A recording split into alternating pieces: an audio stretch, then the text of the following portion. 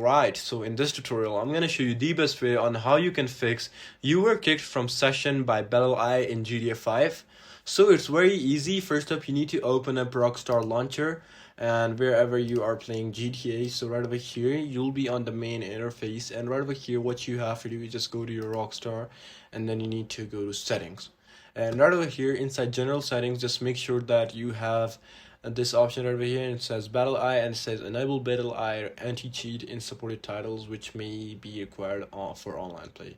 So if you're playing online and you keep on getting kicked, what you need to do is just disable it from right over here. And once you do that, you gotta close this, and then you need to go to task manager, and then just make sure that Rockstar games or any thing related to it isn't on the background.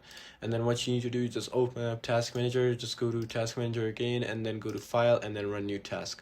Once you do this, this will open up and you need to type in CMD, and you need to type in this specific coding right over here, which is SC delete BE service. Once you do this, you just need to press enter and you're good to go. So yeah, this is it on how you can fix this problem. I hope this tutorial helped you out. I'll see you soon in the next one.